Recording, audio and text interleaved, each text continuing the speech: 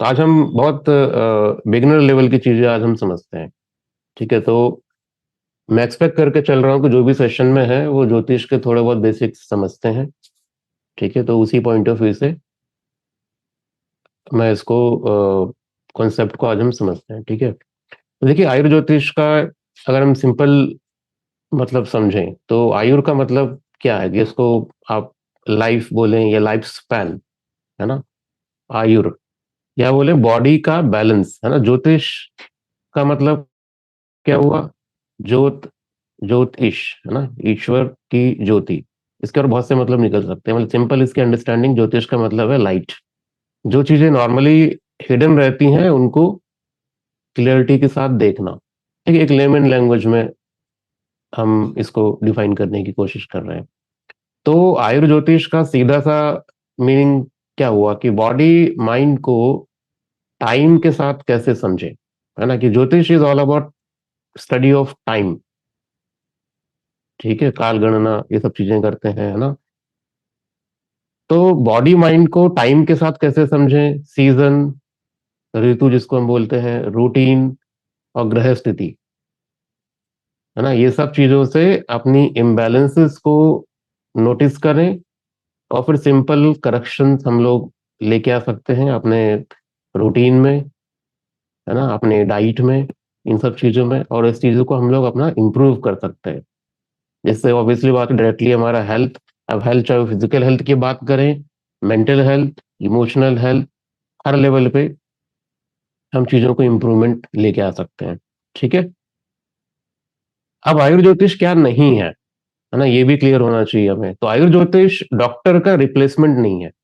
ठीक है, ऐसा नहीं है कि सिर्फ आयुर ज्योतिष है तो फिर आपको डॉक्टर्स की जरूरत ही नहीं पड़ने की है ना। आयुर ज्योतिष ये भी नहीं है कि एक ग्रह को देखा और हमने कोई डिजीजेस फिक्स कर दिया। एक ग्रह को देख के स्नैपशॉट मेथड निकाला और बता दिया कि ये बीमारी उसको होनी है। ये भी नहीं है आयुर ज्योतिष। तो ये कोई भी शॉर्टकट वाला आयुर ज्योतिष मेथड नहीं है ना। और ये भी नहीं है कि सबको सेम रेमेडी दे दिया या कोई जुगाड़ वाला रेमेडी दे दिया जो सभी के ऊपर लागू हो रहा है। ये भी नहीं करना है ना। ये एक ऑब्जर्वेशन बेस्ड अप्रोच है।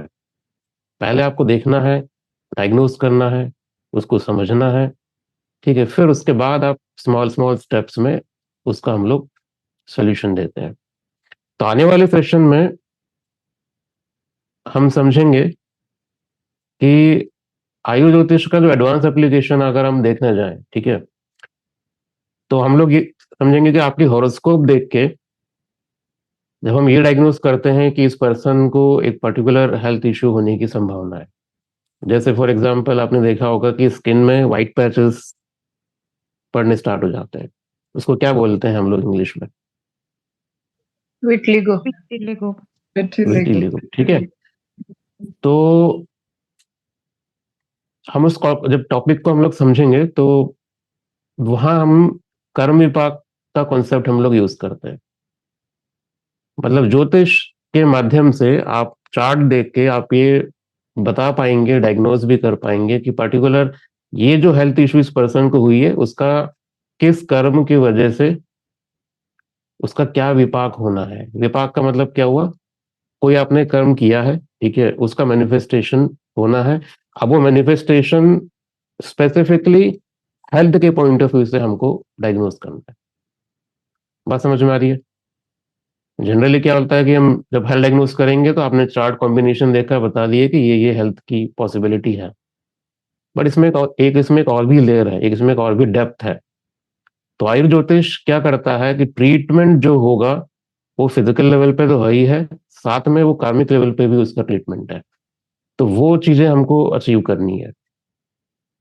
तो जब आयुर्वेद ज्योतिष हम लेके आते हैं तो आयुर्वेदा उसमें है पार्ट, ठीक है, बट उसमें कंप्लीट ज्योतिष भी है। और ज्योतिष आ गया तो ऑब्वियस सी बात है कि you are dealing with the time space and as well as karma.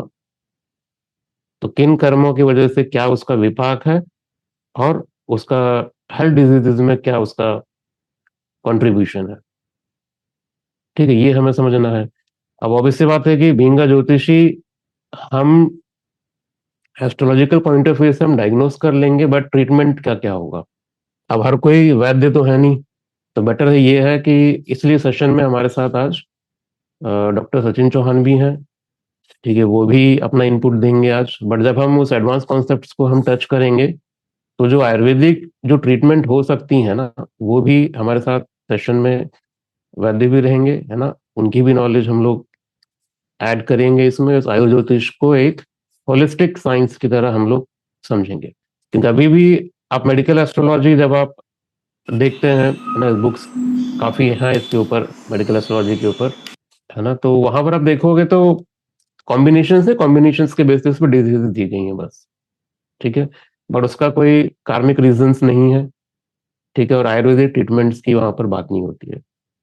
तो हमारे सेशन करने का पर्पस ये रहेगा कि हम लोग आयुर्वेदा प्लस ज्योतिष को एक समग्रता के साथ उसको हम लोग समझने की कोशिश करें।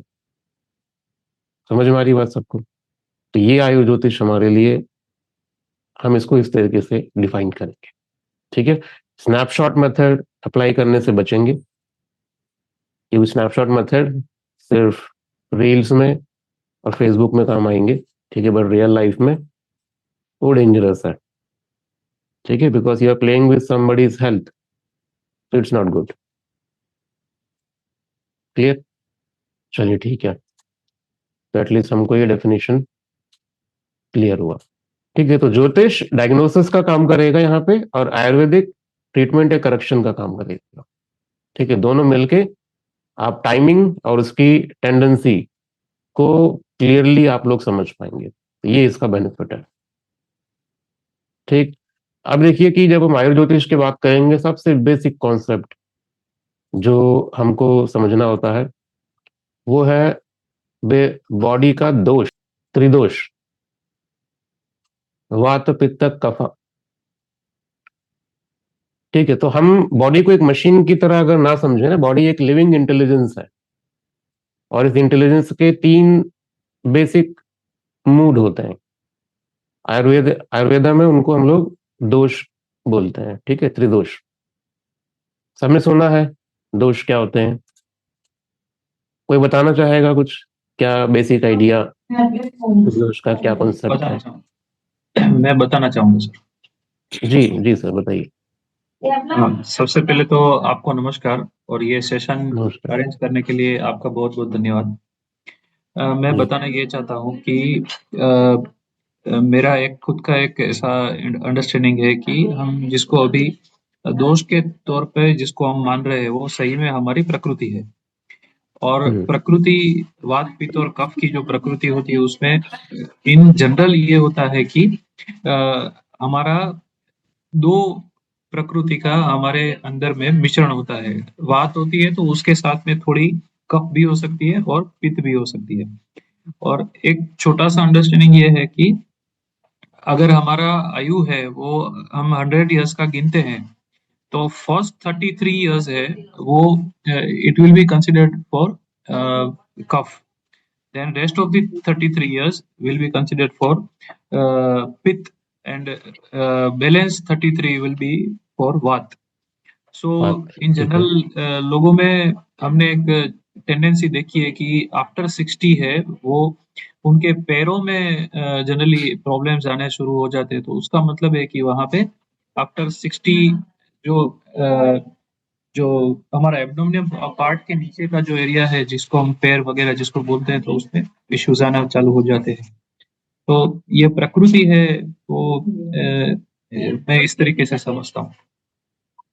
ठीक है, चलिए, आपने बड़ा अच्छा बताया, और आई होप बहुतों को चीजें क्लियर हुई होंगी। और कुछ ऐड करना चाहे कोई?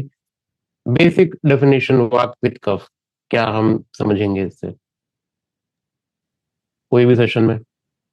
अल्केश जी बताइए, आप बताइए। सर बेसिकली सर त्रिदोष के बारे में हम जानते ही हैं कि वात पित्त कफ, ये बेसिक प्रिंसिपल है। और दूसरी बात है कि काल पुरुष की कुंडली ले लें या अपना लगन चार्ट ले लें, तो उसमें हर भाव और हर राशि एक शरीर के पार्ट को डिफाइन करती है। और उसको जब हम उसमें एफ्लिक्शन को देखते हैं, और through the natal chart and through the transit chart as well as जो हम ईयरली अपने चार्ट बनाते हैं। उसमें हम देख के ये थोड़ा सा एक इंडिकेशन दे सकते हैं कि वात पित्त कफ और जैसे कि शनि को हम कारक भी मानते हैं इसका रोग का, सूर्य का हड्डियों का, और शनि को भी हड्डी और इसका पेशियों का, मांसपेशियों का हम कारक मानते हैं। तो उस कारक के हिसाब से हमारा कौन सा कारक एफ्लिक्टेड हो रहा है और जिसकी वजह से बॉडी में कोई इश्यूज आ सकते हैं, और उसको ज्योतिष के माध्यम से और टाइमली उपाय के माध्यम से उसको थोड़ा सबड्यू किया जा सकता है बेसिकली। ठीक है, ठीक है, ये भी बड़ा अच्छा आपने बताया। हाउसेज इन सब भी कनेक्शन आप कर पाए, थैंक यू। एक लास्ट ओपिनियन लेते हैं प्रज्ञा जी का। प्रज्ञा वर्मा जी, बताइए। सर प्रणाम। सर जैसे कि हम सारे जानते हैं कि त्रिदोष आयुर्वेद में वात पित्त एंड कफ से देखते हैं, बट इसको अगर हम ऐसे डिफाइन करें तो ये लाइफ फोर्सेस हैं, हर ह्यूमन के बॉडी को ये रूल करता है। बाकी आयुर्वेद में स्पेसिफिकली आइडेंटिफाई करते हैं कि आपको क्या दोष है और उसकी वजह से कौन सी बीमारी हो सकती है, राइट? तो और जनरली ये भी देखा गया कि इन दोषों के कारण हमें साइकोलॉजिकल प्रॉब्लम भी हो सकती है, इमोशनली भी इंसान डिस्टर्ब्ड हो सकता है, और फिजिकल लेवल पे भी एलिमेंट्स देखा जाता है। तो बेसिकली वात वो है जो एयर एंड स्पेस एलिमेंट को सर बताता है, जितना मैं समझती हूँ। उसके कारण शरीर में वायु विकार क्रिएट होता है, जिस वजह से हम लोगों को, जैसे फॉर एग्जांपल गठिया, अर्थराइटिस की बीमारी ज्यादातर वात में ही काउंट करते हैं।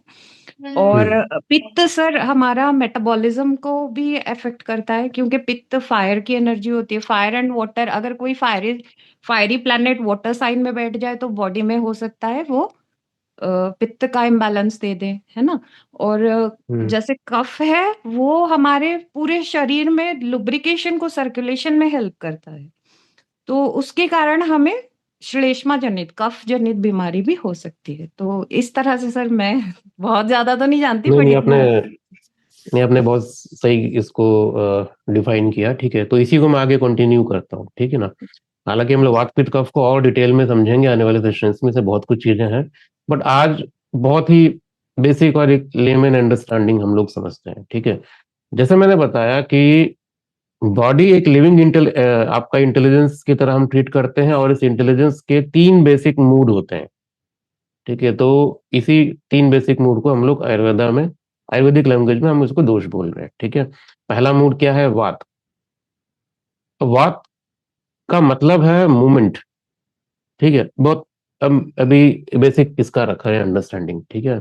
इसके टेक्निकलिटीज हम लोग देखेंगे आगे, पर अभी आप ये समझो कि वात का मतलब मूवमेंट है ना, एयर टाइप क्वालिटी, ठीक है। जब वात बढ़ेगा, तो वात बढ़ता है तो बॉडी और माइंड दोनों में ड्राइनेस, लाइटनेस, स्पीड और इरेगुलरिटी आनी स्टार्ट होती है। तो इसलिए वात का जो टिपिकल पैटर्न होगा ना, वो कभी भूख ज्यादा लग जाना, कभी बिल्कुल जीरो, कभी एनर्जी हाई है तो कभी एनर्जी बिल्कुल ही क्रैश हो गई, नींद का टूटना, एंजाइटी, कॉन्स्टिपेशन, स्किन ड्राइनेस, ये छोटी छोटी चीजें, ठीक है। अभी सचिन जी भी इसमें और इसको हो सकता है डिफाइन करें। तो अब एक लाइन में अगर आपको बात को बताना है ना, तो अब इसको ऐसे समझो कि हवा तो चल रही है बट कंट्रोल्ड नहीं है वो। अब पित्त है, पित्त का मूड अगर आप समझो, तो पित्त का मतलब यहां हम समझें कि हीट है ना, फायर, फायर टाइप क्वालिटी। तो यहाँ पर आप इसको ऐसे कनेक्ट करो, हीट प्लस आपका डाइजेशन, तो इसको समझना और यूज करना आसान हो जाएगा। हीट और डाइजेशन, फायर टाइप क्वालिटी है ये पित्त। तो जब पित्त बढ़ेगा तो बॉडी में हीट, है ना, आपकी शार्पनेस, इन्फ्लेमेशन, एसिडिटी, इरिटेशन आती है। इसलिए पित्त का पैटर्न क्या है कि जल्दी गुस्सा आना, जल्दी जजमेंट, है ना, ओवर रिएक्ट करना, बॉडी में एसिडिटी, हार्ट बर्न और burning eyes, rashes, piles type irritation, sweating,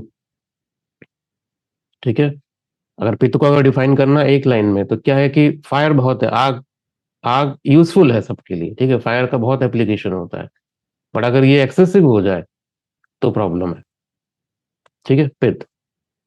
कफ का मूड क्या है? अब उस लिविंग इंटेलिजेंस का एक एंगल है कफ, तो कफ का मतलब स्टेबिलिटी प्लस स्ट्रक्चर, जिसमें आपका अर्थ और वाटर टाइप कुछ मिक्स है इसमें। ठीक है, जब कफ बढ़ेगा तो हैवीनेस, स्लोनेस, है ना, वाटर रिटेंशन, म्यूकस, है ना, अटैचमेंट बढ़ता है। तो इसलिए कफ का पैटर्न लेजीनेस हो गया, ओवर स्लीपिंग, है ना, वेट गेन करना, साइनस, कोल्ड, लो मोटिवेशन उनका बहुत लो हो जाता है ना, कल करेंगे, काम को टालना। तो ऐसा नहीं कि सिर्फ आपके फिजिकल बॉडी पे इसका इम्पैक्ट पड़ रहा है, आपका इमोशनल, आपका साइकोलॉजिकल लेवल पे भी इन त्रिदोषों का फर्क पड़ता है। ठीक है, तो हर इंसान में तीनों दोष रहेंगे। क्वेश्चन ये नहीं है कि मेरे अंदर कौन सा है, क्वेश्चन अब यहाँ पर ये है कि अभी कौन सा आउट ऑफ बैलेंस चल रहा है, डिसबैलेंस कौन सा है, ये हमको आइडेंटिफाई करना है और इसका फिर हमको हीलिंग प्रोसेस हमको फाइंड आउट करना है। एज अ बिगिनर पहले आप लोग ना डिजीज लेवल मत ढूंढो, ठीक है, पहले आप उसकी क्वालिटी को चेक करो। ठीक है, क्वालिटी का मतलब कि ड्राई है, हॉट है, हैवी है, शार्प है, स्टिकी है, इरेगुलर, डल, इन टर्म्स में चार्ट्स को देखना शुरू करो उसके बॉडी टाइप्स में। ठीक है, क्योंकि क्वालिटी को आप चार्ट से इजीली पकड़ पाओगे, हॉरोस्कोप से बड़ा आसान है इसको कैच करना, ये हम सीखेंगे इसको। उसके बाद उसको डिजीज की तरह उसको लेबल करना है ना, वो आप आराम से आप कर सकते हैं। तो क्वालिटी हमको आइडेंटिफाई करनी है इसमें। अब ड्राइनेस का मतलब हो सकता है कि स्किन ड्राई है ना, joints cracks, constipation, anxiety, over thinking, insomnia. ये जो क्वालिटी है ड्राई, ये अलग अलग तरीके से मैनिफेस्ट उसमें हो सकता है। अब हीट का मतलब एसिडिटी हो सकती है, inflammation, rashes, BP spike, anger, burning. अभी एक क्वालिटी है, इसमें इसकी वैरायटीज बन सकती हैं। हैवीनेस का मतलब कैसे इसको आप समझोगे ना, weight, water retention, laziness, depression type ना, डलनेस, आपका म्यूकस, स्लो डाइजेशन। ठीक है, अब ये क्वालिटीज आपको ज्योतिष में कैसे देखनी है ये हमको समझना है। ठीक है, तो मैं सिंपल एक आपके सामने अभी ना एक चार्ट में शेयर कर रहा हूँ, जस्ट फॉर अंडरस्टैंडिंग। ठीक है, ये जस्ट अभी हम लोगों ने इसको समझा है। ठीक है, मैं इस चार्ट को मैं शेयर भी कर दूंगा बाद में आप लोगों को अलग से। सबको स्क्रीन पे दिख रहा है? ठीक है, जस्ट एक आपको एक रेडीमेड आपके पास अभी ये चार्ट है। ठीक है, इसको जस्ट मैं आपको एक बार एक्सप्लेन कर देता हूँ कैसे क्या है। हो सकता है आज के सेशन में पूरा हम कवर भी ना कर पाए ये चीज, बट आने वाले सेशंस में करेंगे। ठीक है, अभी देखिए, जब ज्योतिष है ना, मेरा पार्ट ज्योतिष का है, तो मैं ज्योतिष को पहले डिस्कस कर लूं, फिर हम इसका आयुर्वेदिक एंगल भी समझेंगे। तो साइंस और प्लैनेट, है ना, तो ये हमारी त्रिदोष टेंडेंसी को दिखाती है। ठीक है, फायर साइन में, फायर साइन नाम ही समझ में आ रहा है, अग्नि तत्व की राशियां हैं, तो इसमें हीट नेचुरली होगा। एयर साइन में मूवमेंट, अर्दी साइन में heaviness, stability, and water sign में फ्लूइड और इमोशंस। ये बेसिक्स है, सबको पता होगा एकदम। कि इसका मतलब ये नहीं है कि फायर साइन है तो डिजीज ही होगा, नहीं। मतलब सिर्फ इतना है कि वो क्वालिटी का बेस टोन बता रहा है बस।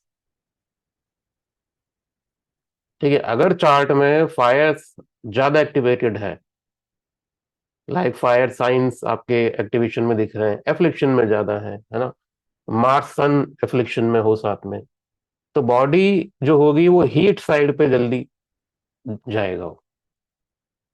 ये फर्स्ट स्टेप। ठीक है, अब चार्ट आता है आपके पास तो मोटा मोटा आपको एक डायग्नोस करना आना चाहिए, बजाय इसके कि हम लोग बिल्कुल स्ट्रेट फॉरवर्ड को एडवांस रूल्स लगाना शुरू कर दें।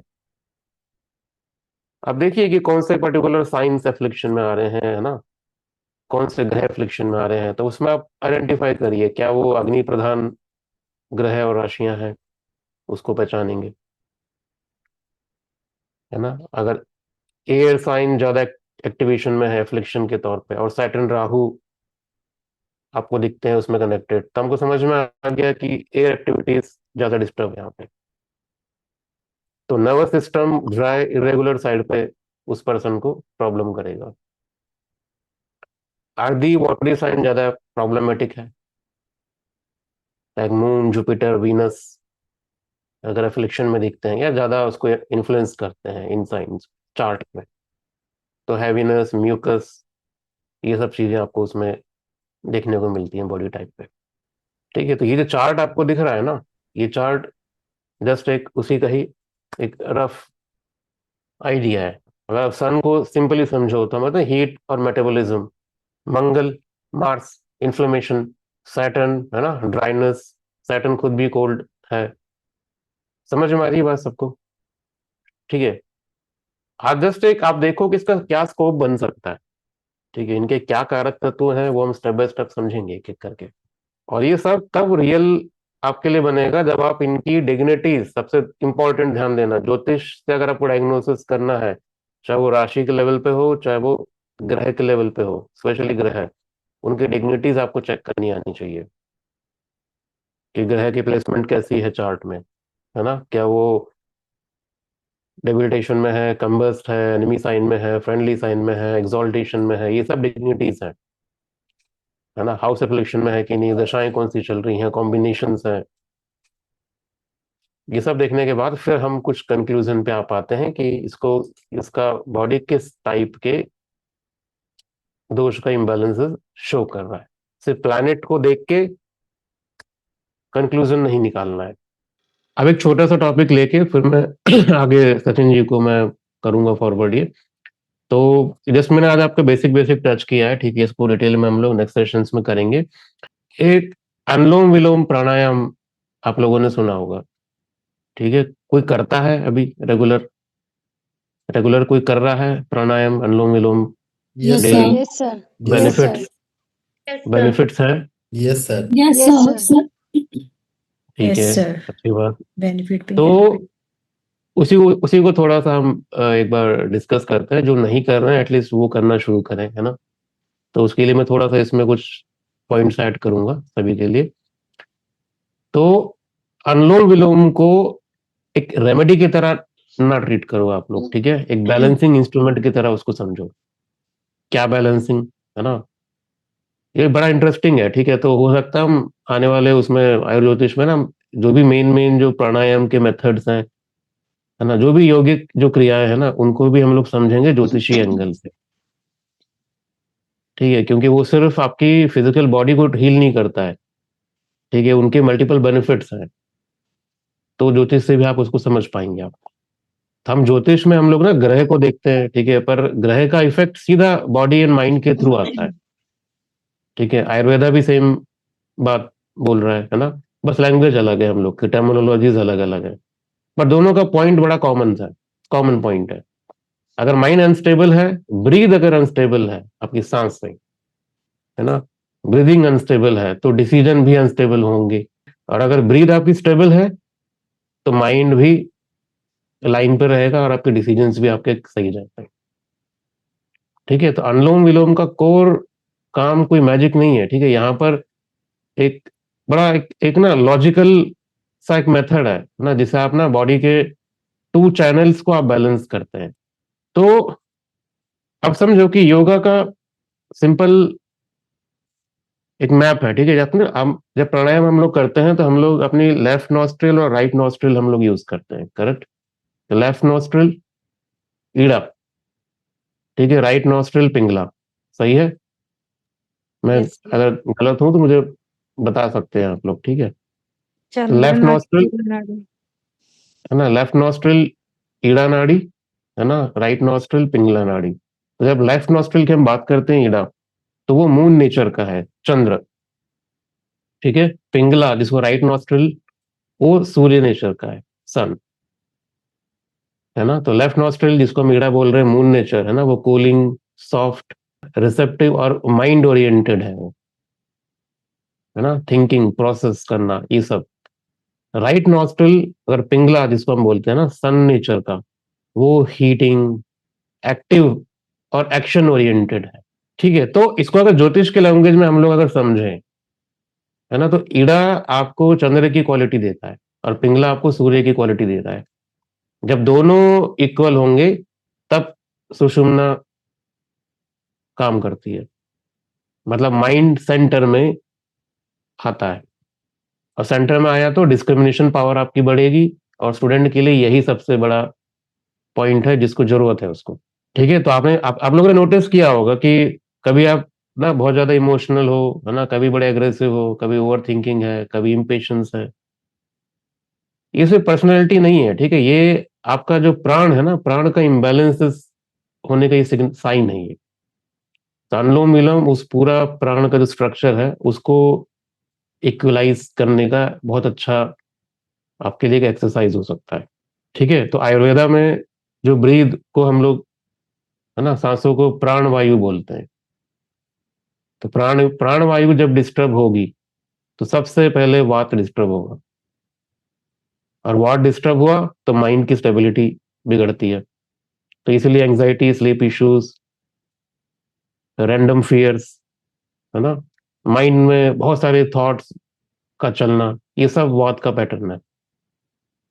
और अनुलोम विलोम का डायरेक्ट बेनिफिट वात पे होता है, क्योंकि रिदम क्रिएट करता है, और रिदम वात का मेडिसिन है, रिदमिक स्ट्रक्चर। इसलिए सामवेद में ना बहुत से ऐसे सामगान होते हैं, उनको सुनने से आप वात की प्रकृति को आप लोग बैलेंस कर सकते हैं, क्योंकि वो भी रिदमेटिक पैटर्न क्रिएट करता है सामवेद। ठीक है, पित्त के केस में ब्रीद को, है ना, कूल और स्मूथ रखना बड़ा इंपॉर्टेंट होता है। तो पित्त का इशू अगर हो तो टू शार्प या टू फास्ट या टू रिएक्टिव, ये सब चीजें आप फेस करोगे। तो अनुलोम विलोम रिएक्शन टाइम को स्लो करता है, और हीट को रेगुलेट करने में बहुत बहुत बड़ा इसका रोल है। तो स्पेशली जब आप बिना स्ट्रेन के अगर आप अनुलोम विलोम करोगे ना, तो बड़ा बेनिफिशियल है, खासकर पित्त के लिए भी। ठीक है, वात और पित्त दोनों चीजें इसमें रिजॉल्व हो सकती है। और कफ के केस में अगर बात करें, जहाँ प्रॉब्लम हैवीनेस और डलनेस की होती है, तो अनुलोम विलोम कफ को भी हेल्प करता है, क्योंकि ये चेस्ट और ना प्राण को मूव करता है। बट कफ टाइप का जो डिसिप्लिन चाहिए ना, कफ में बेसिकली सब कुछ काम है डिसिप्लिन का, है ना। तो अगर ये इसका प्रॉब्लम है ना, जिनको कफ का इश्यू होगा ना, वो प्राणायाम भी कल के लिए टाल देंगे, वो 2 दिन करेंगे फिर छोड़ देंगे, उसको टालते रहेंगे, तो ये भी एक बड़ी समस्या है। बट कर लेंगे तो ये वात पित्त कफ तीनों को ये रेगुलेट कर सकता है। तो एटलीस्ट आज के सेशन से कुछ सीखो ना सीखो, बट इतना कर लो कि एक न्यू ईयर भी है, तो एक रेजोल्यूशन लो कि डेली बेसिस पे एटलीस्ट अनुलोम विलोम करना आप लोग शुरू करें, तो कम से कम कुछ चीजें आप लोग लेके जाएंगे आप।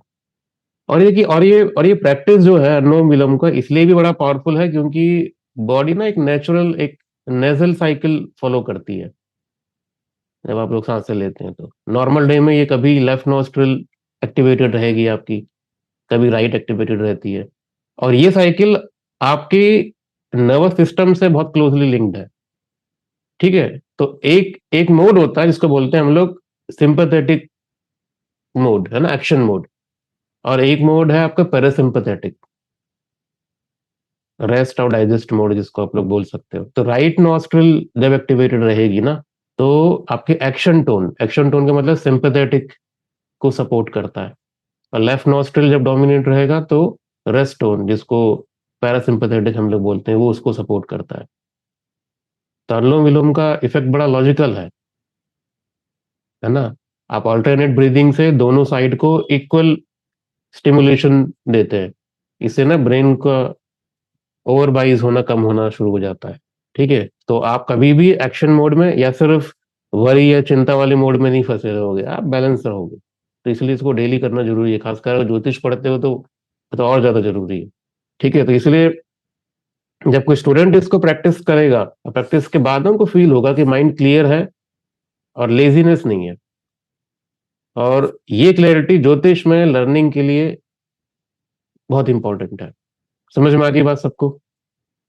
और ज्योतिष डायग्नोसिस की अगर आप इसमें बेनिफिट की अगर बात करो, तो जब किसी के हॉरोस्कोप में अगर मून डिस्टर्ब है ना, तो चार्ट आप देख रहे हो, है ना, बट इंटरप्रिटेशन इमोशनल हो जाती है। आप जब किसी क्लाइंट को आप डील करेंगे ना, उनके चार्ट्स को अगर आप लोग देखोगे, क्योंकि आप सब ज्योतिष पढ़ते हैं, तो इसलिए मैं उस पॉइंट ऑफ व्यू से बात कर रहा हूँ। तो उनकी चार्ट को आप इंटरप्रेट करोगे तो इमोशनल हो जाओगे, है ना, कभी फियर बेस्ड, कभी ओवर होपफुल। ये सब मून इम्बैलेंसेस के टिपिकल साइन है। अगर ये सब है तो आपको फिर ज्योतिष कंसल्टेशन में आप लोग को प्रॉब्लम आएगी। फिर जब सन और मार्स एक्सेसिव एक्टिवेट हो चार्ट में, है ना, तो आप रीडिंग में ना बहुत ज्यादा ब्लंट हो जाएंगे आप, तो क्लाइंट के सामने आप उसको ऐसे शब्दों के थ्रू उसको कंसल्टेशन दोगे ना कि वो दोबारा आपके पास कभी नहीं आएगा। बड़े ब्लंट तरीके से बात करना। अगर आप स्टूडेंट हैं और सन मार्क्स एक्सेसिव अगर एक्टिवेटेड है, तो स्टूडेंट अपने टीचर से आर्ग्यू मोड में आ जाते हैं। तो इसलिए कोई स्टूडेंट अगर टीचर से आर्ग्यू करता है क्लास में, तो हमें चिंता करने की जरूरत नहीं है। हम इतना समझ लेते हैं कि ठीक है, उसका एक मोड एक्टिवेटेड है, उसको है ना, उसका पिंगला जो नाड़ी है ना, वो ज्यादा ही ओवर ड्राइव कर रहा है, तो उसको अनुलोम विलोम की जरूरत है। और जब राहु ज्यादा एक्टिवेटेड हो या एफ्लिक्शन में ज्यादा हो, तो माइंड हाइपर एक्टिव हो जाता है।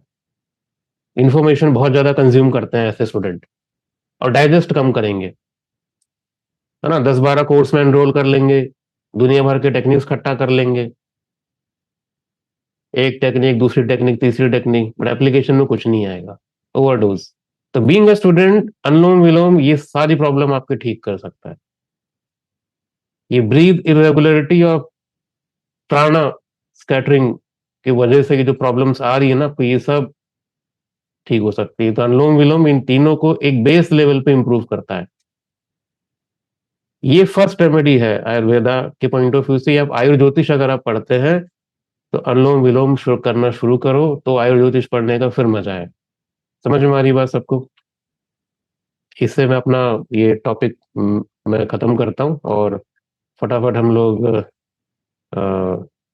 सचिन जी को बुलाते हैं। नमस्कार एवरीवन। अभी मुझे बताओ, मेरा वॉइस ऑडिबल है आप सबको? हाँ, वॉइस तो ऑडिबल है। हाँ, अब वीडियो भी ऑडिबल है। ठीक है। फर्स्ट ऑफ ऑल मैं मतलब ये जान के बहुत अच्छा लगा आप लोगों का जो बेसिक कॉन्सेप्ट्स हैं आयुर्वेदा के लिए भी, अपार्ट फ्रॉम ज्योतिष, वो बहुत ही अच्छे, मतलब त्रिदोष या उससे आगे मैं बात करूं तो काफी हद तक क्लियर हैं। अभी इस सेशन के लिए मैंने बेसिक चीजें रखी थी, बट नहीं, हम आप उसको लोगों बेसिक का ही रखते हैं अभी। नहीं, वो डेप्थ, हाँ जी। वो डेप्थ को अभी, इसमें डेप्थ तो कुछ ही लोगों के पास डेप्थ है, बाकी तो सब बिगिनर ही हैं। तो कोई दिक्कत नहीं है, बेसिक से ही करेंगे शुरू, है ना। ठीक है। दो काफी मतलब विनायक जी ने काफी अच्छा एक्सप्लेन करा वात पित्त कफ के बारे में। कुछ स्टूडेंट्स का मैंने देखा, उनका एक्सप्लेनेशन भी बहुत अच्छा था। तो फर्स्ट ऑफ ऑल हम पहले तो आयुर्वेद को बेसिक एक उसका प्रयोजन क्या है, क्यों ये बाकी पैथी से डिफरेंट है ना, वो समझने की जरूरत है। सो यूजुअली बाकी जो पैथीज है वो एक ट्रीटमेंट सिर्फ उनको देती है, कोई मेडिकल कंडीशन है उसका ट्रीटमेंट वो दे रहे हैं। But Ayurveda is the only science जो बात करती है स्वस्थस्य स्वास्थ्य रक्षणम आतुरस्य विकार प्रशमनम चा, अर्थात जो सुदोन अभी विनायक जी ने भी एक पतंजलि के सूत्र की बात करी थी कि जो व्याधि है, जो बीमारी है, उसको आने से पहले ही उसको रोकना, यही आयुर्वेद का भी प्रयोजन है। सो आतुर मतलब जिसको व्याधि ग्रस्त जो इंसान है उसका विकार, कोई भी डिजीज, प्रशमनम मतलब उसका क्योर देना। But the beauty of Ayurveda is स्वस्थस्य स्वास्थ्य रक्षणम। हम उस चीज का वेट नहीं करेंगे कि कोई व्याधिग्रस्त हो उसके बाद ट्रीटमेंट के लिए आए। सो उसमें जो ऋतुचर्या, जो दिनचर्या है, वही उसको इम्प्लीमेंट करते हुए हम अपनी जो हेल्थ है उसको मेंटेन कर सकते हैं, ताकि हम उस स्टेज में ही ना जाएं। उसके बाद अब बात आ जाती है उसके जो त्रिदोष, उसको स्तंभ भी बोला गया है, उसके जो फंडामेंटल्स है, दैट इज वात पित्त कफ। बट उससे पहले हमें समझना होगा ये वात पित्त कफ कहाँ से निकल के आए हैं। तो पंच महाभूत मैं समझता हूँ यहाँ हर किसी को पता है, राइट? वो एक्सप्लेन भी किया, बट स्टिल एक बार रिपीट करता हूँ मैं। आकाश, वायु, अग्नि, जल, पृथ्वी, ये पंच हमारे महाभूत है। और श्लोक भी है, यत पिंडे तत् ब्रह्मांडे, तत् ब्रह्मांडे यत पिंडे, अर्थात ये पंच महाभूत से मिलके पूरा ब्रह्मांड बना है। आप अभी जो कोई कहीं भी हो, आप अपने रूम में है, बाहर है, आप जहां भी नजर उठा के देखोगे तो हर एक चीज इन पंच महाभूत से मिलके या किसी एक चीज का वो मिलके ये बना होगा, कोई ना कोई महाभूत उसमें अवश्य होगा। Same thing in the body, ये जो शरीर है आप इसमें भी देखोगे तो ये भी इन पंच महाभूत से ही मिलके बना है। अभी आकाश, कोई बता सकता है कि आकाश महाभूत बॉडी में कहाँ किस तरीके से हम देख सकते हैं? एनी वन ऑफ यू, तो मैं समझ पाऊं कि हाँ आप लोग सुन भी पा रहे हैं और थोड़ा उस बारे में बताएं। आकाश महाभूत बॉडी में कहाँ है? इट इज दी जो जितनी एयर होती है हमारे अंदर जो सर्कुलेट करती है। या true. Space element, anyone else? Space element sir throat में है। नहीं सर, स्पेस एलिमेंट हमारे बॉडी से अराउंड 6 इंच अराउंड एक इथर स्पेस बनता है जो आकाश एलिमेंट है, जैसे वो हमारा एनर्जी स्पेस होता है। नहीं सर, स्पेस एलिमेंट बाकी के चारों एलिमेंट को बाइंडिंग करने का काम करता है सर। ओके, सबका एक्सप्लेनेशन मोरलेस सिमिलर है, बट आकाश को जो एज पर आयुर्वेदा में बात करूंगा तो जो खाली स्थान है, जो स्पेस है ना, दैट इज आकाश। अभी जैसे बॉडी में मैं ऑर्गन्स की बात करूं, यस किसी ने मेंशन किया small sac, greater sac, yes जो इंटेस्टाइन वाला पार्ट है वो, प्लस लंग्स में भी आप अगर लंग्स का स्ट्रक्चर देखते हैं राइट, तो उसमें जो एल्वेलाई है, वो जो अंदर का होलो जो स्पेस है ना, दैट इज आकाश। जो एयर की किसी ने बात करी थी, दैट इज वात, दैट इज वायु, राइट। सो आकाश ऐसे रहा।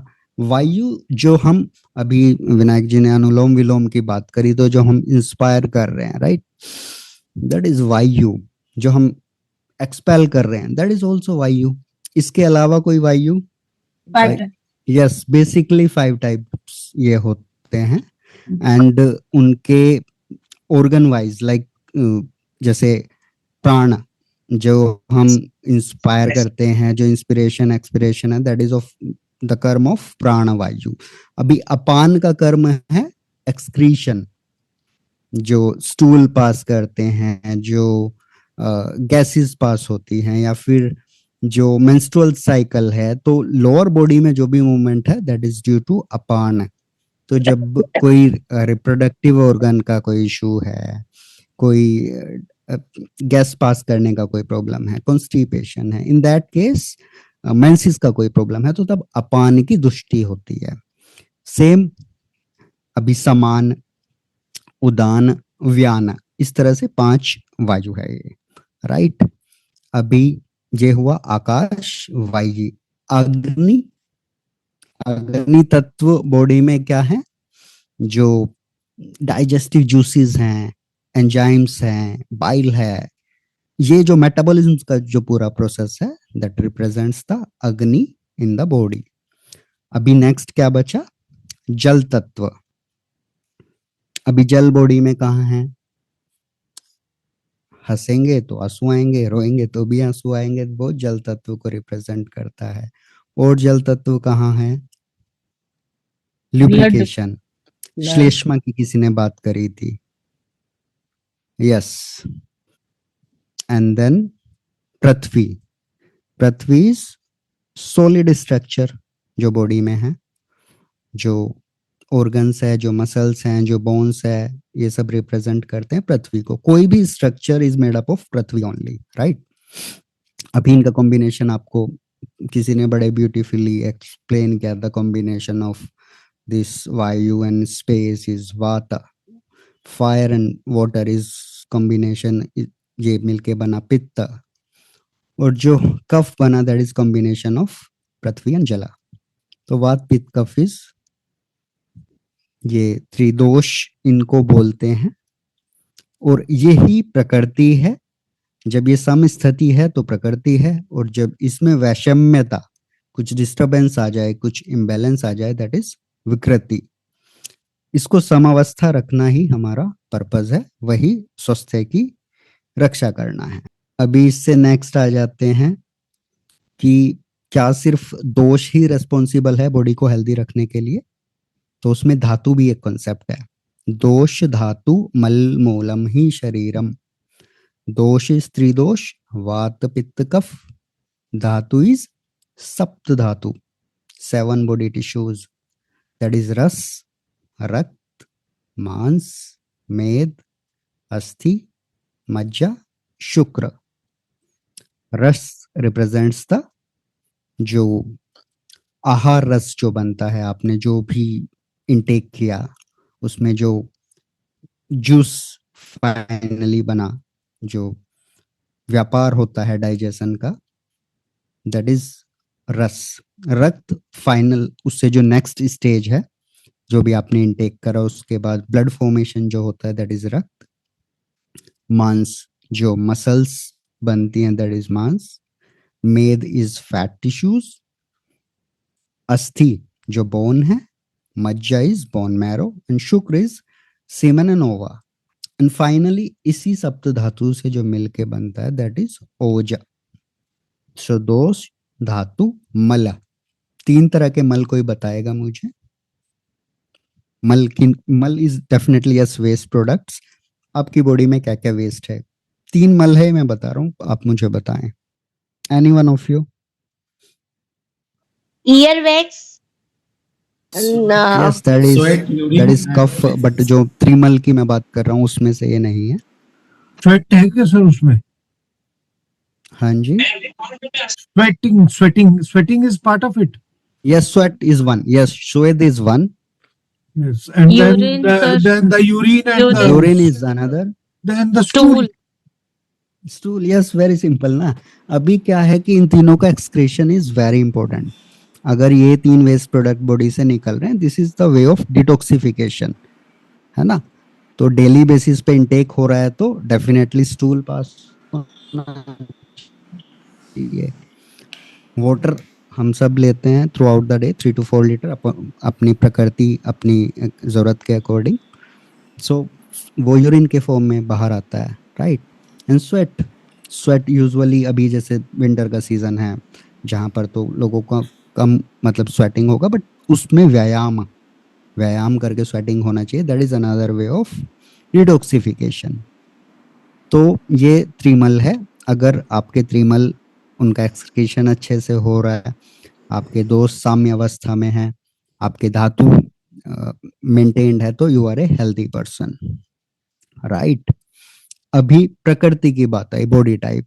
क्यों जानना जरूरी है कि हमारी बॉडी टाइप क्या है? So that we can decide कि मेरे लिए क्या खाना उचित है, मुझे किस ऋतु में कैसा व्यवहार करना है, कैसा मेरा आहार हो, कैसा मेरा विहार, मीन्स लाइफस्टाइल, क्या मुझे अडेप्ट करना है। अभी ऐसा कभी हुआ है क्या किसी के फैमिली में, घर में, कि एक ही रूम में एक इंसान को एसी की जरूरत हो रही है और कोई दूसरा भाग रहा है कि नहीं बंद करो, कोई कंफर्टेबल नहीं है? यस, एब्सोल्युटली होता है। क्यों होता है ऐसा? व्हाई? मतलब we are in the same family, same genetics, let's say कि बिटवीन सिबलिंग्स के बीच भी, अभी हमारे मदर फादर तो सेम है, ब्रदर एंड सिस्टर में, है ना। वी गॉट द जेनेटिक्स, मतलब सेम पेरेंट्स है। बॉडी की यस, वेरी सिंपल ना। मतलब अभी जिसको पित्त प्रकृति होगी, राइट, उसको जरूरत है, उसको एसी चाहिए, उसको गर्मी लगने वाली है। सो पार्टनर डिसाइड करने में भी ये रोल प्ले करता है। अभी आई डोंट नो इसका एस्ट्रोलॉजिकल नाड़ी जो देखते हैं तो उसमें प्रकृति मतलब इस तरीके से वो रोल प्ले करता है। अभी बिटवीन द कपल्स एक को एसी चाहिए, एक को नहीं, तो कैसे चलेगा? या थिंग इज, उसमें प्रकृति का जानना बहुत आवश्यक हो जाता है। अगर आपका सिमिलर माइंडसेट है, आपका थॉट प्रोसेस सेम है, तो वो थोड़ा सा पेयर अच्छा चल सकता है। वैसा क्या प्रकृति सिर्फ शारीरिक है? ये सिर्फ बॉडी लेवल पे क्या प्रकृति है? नहीं, प्रकृति मानस भी है। अभी वात पित्त कफ, क्या इंडिविजुअल वात प्रकृति मिल सकती है? नहीं, उसमें कॉम्बिनेशन पित्त का भी होगा, उसमें कफ भी होगा। सो अगर ग्रोसली हम देखें तो 7 बॉडी टाइप्स है। सिर्फ बॉडी टाइप की मैं बात कर रहा हूँ, मानस प्रकृति नहीं। तो वात इज 1 जिसमें वात डोमिनेंट होगा, पित्त इज 2nd, पित्त डोमिनेंट होगा, कफ 3rd, कफ डोमिनेंट होगा, बट इट डजंट मीन कि उसमें बाकी 2 नहीं हैं। It's like a pie chart से जो वात डोमिनेंट है उसमें 70 to 80% क्वालिटीज वात की मिलेगी। अभी वात की क्या क्वालिटीज है वो आप लोगों ने डिस्कस करी कि क्या है, मोमेंट, एंजाइटी, जल्दी से चीजों को ग्रैब कर लेना लेकिन जल्दी भूल भी जाना। कुछ लोग होते थे, आप जब भी अपने स्कूल टाइम में रहे होंगे, वो जल्दी से सब कुछ मतलब लर्न कर लेते थे और एग्जाम हुआ, उन्होंने लिखा और फिर भूल गए। That is the property of वात नेचर पर्सन। पित्त वाले मॉडरेट होते हैं, मेमोरी अच्छी होती है, एंड कफ वाले बहुत लेट से याद करते हैं, पर एक बारी लर्न करा, कोई चीज दिमाग में बैठ गई तो नहीं निकलती फिर जल्दी से। दैट इज कफ। तो एक कॉम्बिनेशन भी है, इंडिविजुअल भी है। इंडिविजुअल मींस डोमिनेंट, दैट से 70-80% एक होगा तो दैट इज वात पित्त कफ। कॉम्बिनेशन में होंगे, that can be combination of वात पित्त और वात कफ।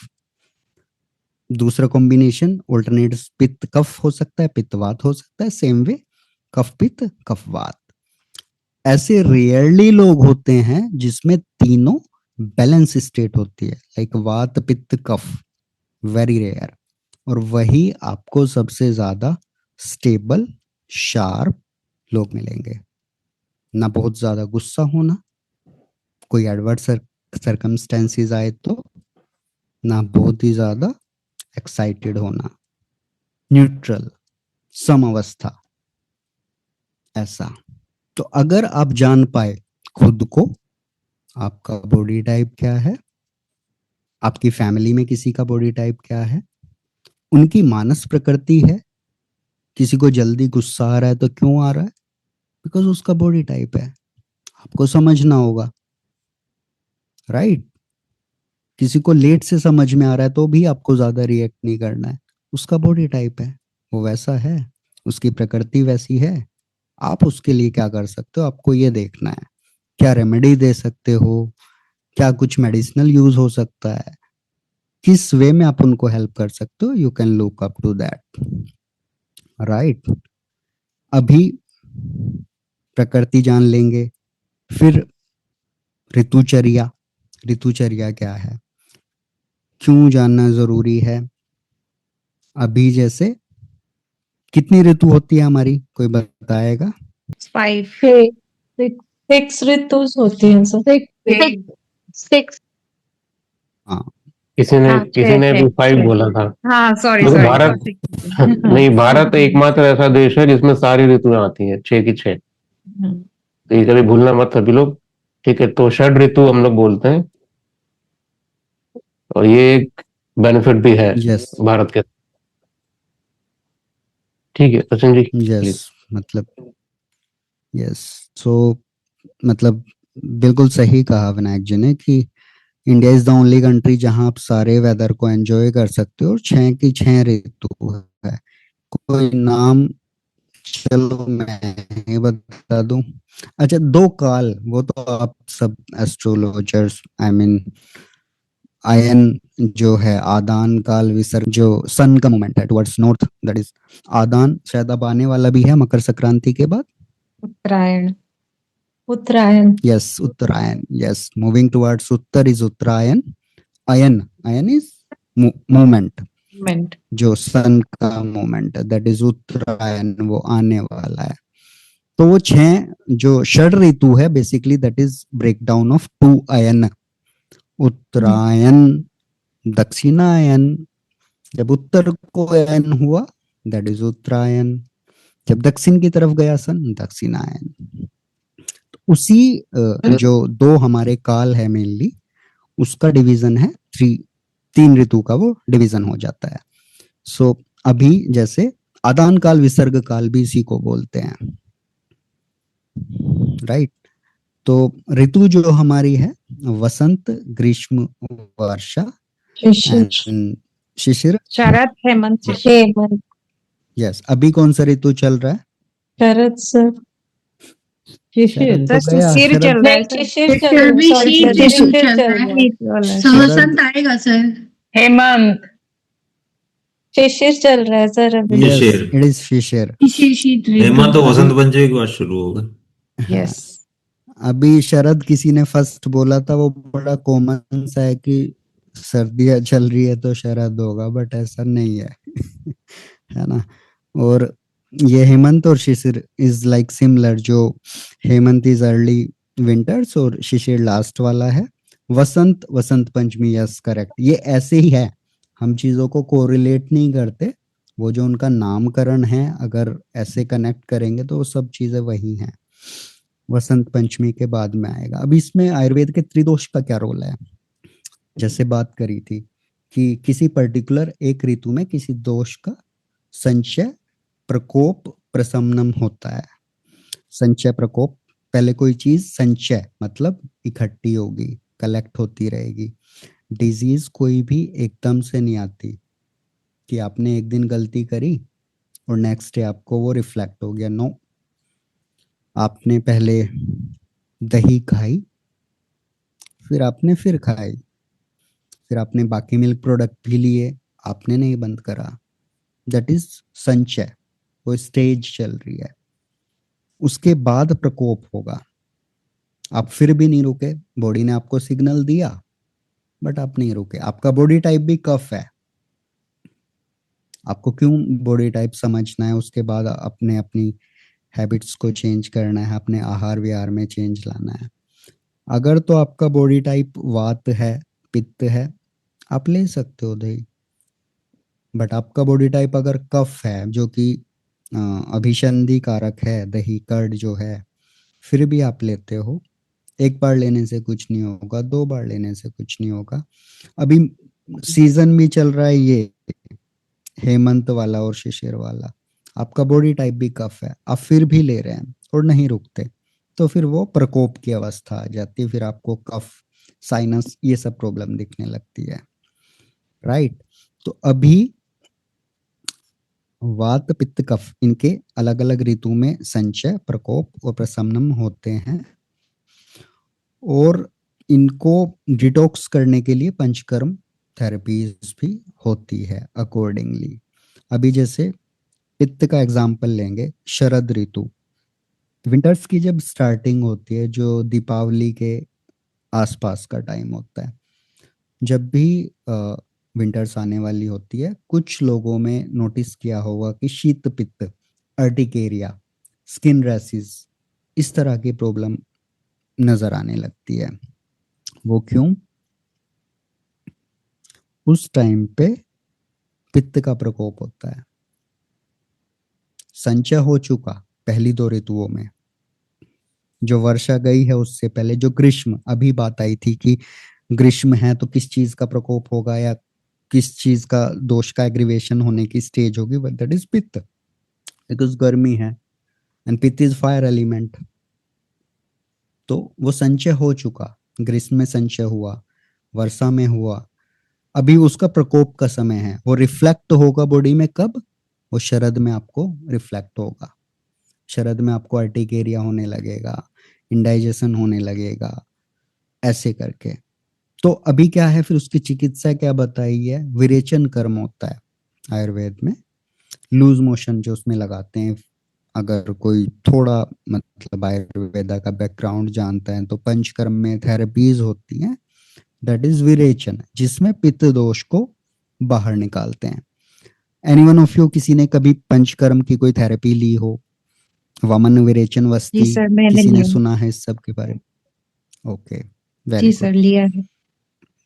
यस, तो वैसे ही अभी सेम चीज वसंत में, अभी वसंत ऋतु मतलब वो जो होली के आसपास का टाइम आता है, राइट। उस समय किस दोष का प्रभुत्व होता है, किस दोष का प्रकोप होता है? दैट इज कफ। अभी उससे पहले, अभी प्रकोप होने से पहले वो संचित कर चुके हैं, आप उसको संचित कर चुके हैं। शरद में आप उसको संचित कर चुके हैं, हेमंत में उसके प्रकोप का टाइम है। इनफैक्ट प्रकोप के बाद भी उसके प्रशमन का टाइम है, आप उसको डिटॉक्स करने का टाइम आया है। तो वसंत में कफ जो वमन कर्म कराते हैं, दैट इज वोमिट कराना, एमएसीज उसको बोलते हैं। मेडिसिन देके इंड्यूस करके आपकी बॉडी में जो संचित कफ है उसको बाहर निकालते हैं। ये इस तरीके से। अभी वात का प्रकोप होता है, फिर जो उसको प्रसम का टाइम है दैट इज इन वर्षा, वो वर्षा ऋतु में होता है। तो इस तरीके से जो पर्पस है to understand your body type, उसके अकॉर्डिंग फिर क्या आपकी दिनचर्या रहे, क्या आपकी ऋतुचर्या रहे।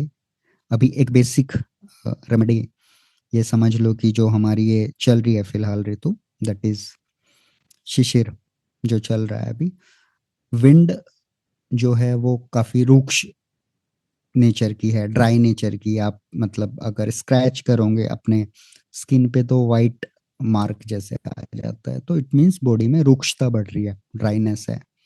तो क्या करना है, अभ्यंग आप सबको बेसिक तिल तेल सीसम ऑयल से अगर कर सकते हैं, जिन लोगों के लिए पॉसिबल है, फुल बॉडी अभ्यंग मसाज ये लेना इस ऋतु में बहुत जरूरी है।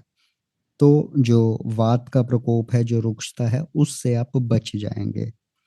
दूसरा, डाइजेस्टिव फायर बहुत अच्छी इस टाइम पे रहती है, बिकॉज अंदर की जो डाइजेस्टिव फायर है इस टाइम पे इग्नाइट होती है। और आपने देखा होगा इस टाइम पे जो हैवी टू डाइजेस्ट चीजें हैं, लड्डू हैं या तिल की चीजें हैं, वो बनती भी हैं।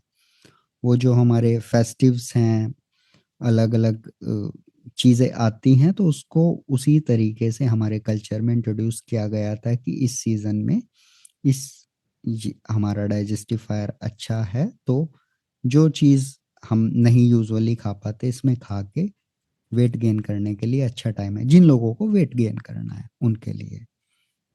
तो ये कुछ चीजें हैं जिनको हम अपनी लाइफ में अडेप्ट कर सकते हैं।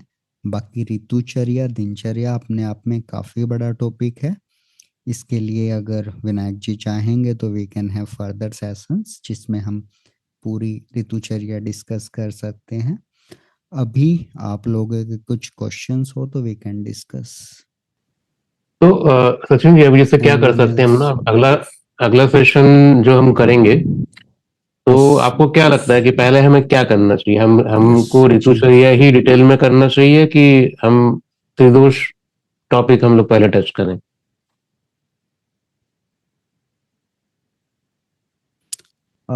त्रिदोष को हमें डेप्थ में जाके बात करना होगा, बिकॉज जितना मैं देख रहा हूँ बेसिक तो काफी लोगों का क्लियर है, इसलिए मैंने उस पीपीटी को भी प्रेजेंट नहीं करा, बिकॉज आप उसके बारे में बात कर चुके थे, तो मुझे वो रिपीट करना। यस ठीक है, कोई नहीं। तो हम त्रिदोष का एक सेशन हम लोग कर सकते हैं, मतलब, है ना, डिटेल में। वी कैन डिस्कस त्रिदोष एंड धातु मल, त्रिदोष धातु मल। यस, ठीक है, सप्त धातु त्रिमल, लाइक दिस। ठीक है, तो ये हमारा नेक्स्ट सेशन का हम टॉपिक रखते हैं, त्रिदोष एंड सप्त धातु। ठीक है, और जल्दी इसको ऑर्गेनाइज करके हम वी विल अनाउंस इट। तो ये है, तो इसीलिए सेशन को हम वाइंड अप करें उससे पहले फिर वही बात की आप लोग सेशन में आए हैं तो एटलीस्ट कुछ नहीं तो हमने प्राणायाम की बात करी, तो वो एटलीस्ट इस सेशन से लेके जाइए और कल से ही शुरू करें सब, अनुलोम विलोम एटलीस्ट, है ना। कैसे करना है, क्या करना है, इंटरनेट पे बहुत वीडियोस अवेलेबल है ना। बाबा रामदेव जी की बहुत से वीडियोस है ना, तो आपको उन्हें देखिए, सीखिए, स्टेप बाय स्टेप प्रैक्टिस करिए और कल से ही शुरू करें, है ना। आप समझो कि आपके लिए ये सेशन एक निमित्त हो सकता है ना, तो इसको यूज करो। और सब ज्योतिष स्टूडेंट की प्रॉब्लम जनरली इंटेलिजेंस की कभी नहीं होती है, यहाँ सब इंटेलिजेंट बैठे हुए हैं, प्रॉब्लम होती है कंसिस्टेंसी की और रिटेंशन की। ठीक है, तो आज आपने कुछ समझा, कल ब्लैंक हो गए। अब ये आयुर्वेदिक पैटर्न में समझोगे तो ये वात का पैटर्न है। ठीक, अनुलोम विलोम आप लोग करोगे तो आप डेली एक फिक्स रिदम आप लोग क्रिएट करते हैं। ठीक है, रिदम से माइंड की मेमोरी ट्रैक स्टेबल होती है, और जब माइंड स्टेबल होगा, है ना, तो आप क्लासिकल टेक्स्ट को आप फील करना आप लोग शुरू करोगे, बजाय इसके कि रट्टा मारें या आप सिर्फ समझें, है ना। तो इसलिए आप लोग एक सिंपल एक ऑब्जर्वेशन आप लोग देखना कि जिस दिन ब्रीथ आपकी बहुत ज्यादा रश में रहेगी ना, ज्यादा तेज रहेगी, उस दिन आप जल्दी कंफ्यूज होते हैं। अब ये सोचो कि आप उस रश ब्रीदिंग से आप सेशन में आके आप पढ़ेंगे तो कंफ्यूज ही रहोगे आप।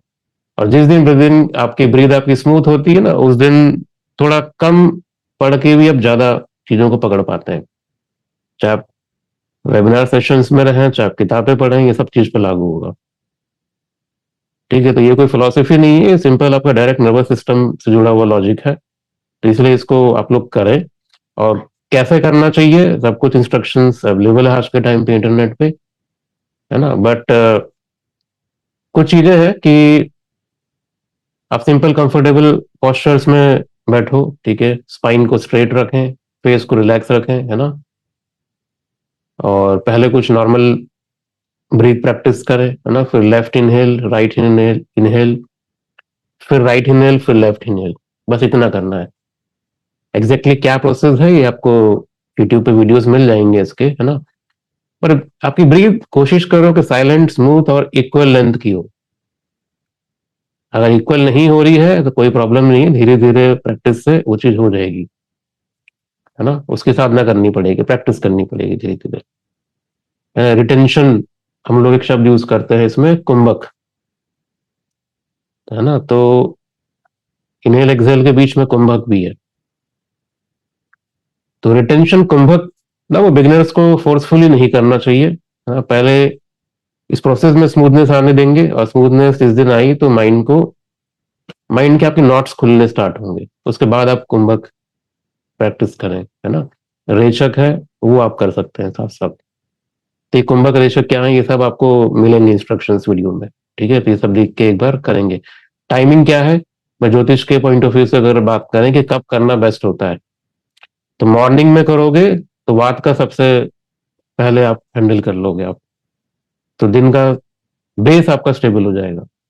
इवनिंग में लाइट प्रैक्टिस करो, है ना, इसी अनुलोम विलोम का लाइट प्रैक्टिस, मतलब बहुत ज्यादा हैवी नहीं, तो आपका स्लीप रिदम इंप्रूव होता है। और जिनका माइंड रात को ना भागता है, बहुत सारी थॉट प्रोसेस है, तो वो काफी हद तक उसको फील कर पाएंगे, रिलैक्स रहेंगे। अगर आप लोग कोई टीचर हैं, हम लोग भी सेशंस लेते हैं, आप भी कुछ ना कुछ पढ़ाते होंगे, अगर आप इन प्रोफेशंस में हैं, या अगर आप कुछ पढ़ने के लिए बैठते हैं आप, है ना, तो क्लास लेने से पहले, पढ़ने से पहले 5 मिनट, है ना, 7 से 9 राउंड्स अनुलोम विलोम का प्रैक्टिस करो। आपकी वॉइस भी स्टेबल हो जाएगी, है ना, वर्ड्स भी क्लीन होंगे, है ना। कंसल्टेशन देते हैं उससे पहले आप लोग कर सकते हैं अनुलोम विलोम की प्रैक्टिस, है ना। तो आपकी प्रेजेंस, आपका क्लाइंट, आपके स्टूडेंट्स ना फील करेंगे उस चीज को। तो बड़ी प्रैक्टिकल चीज है, ये चीज यहाँ से सीख के जाइए और करिए, है ना।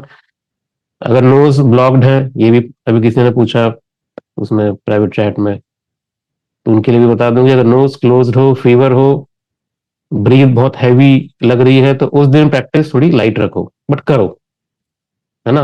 अगर बहुत ज्यादा ही प्रॉब्लम है तो स्किप करो, कोई इशू नहीं है ना। High BP, heart issues, pregnancy, retention avoid करो, मतलब जो कुंभक वाला जो प्रोसेस है उसको अवॉइड करेंगे इसमें। और मेडिकल गाइडेंस में जो बोला जाए उसको फॉलो करेंगे। तो इसलिए ब्रीथ को कभी फोर्स मत करना। अनुलोम विलोम का मेन रूल है कि स्ट्रेस और नो स्ट्रेन नो स्ट्रेस, इसके साथ किया जाए वो अनुलोम विलोम बिल्कुल परफेक्ट है, ठीक है। तो शुरुआत में एटलीस्ट 7 दिन का संकल्प लीजिए और शुरू करो कल से ही, ठीक है। तो सचिन जी, हमारे साथ जुड़ने के लिए थैंक यू।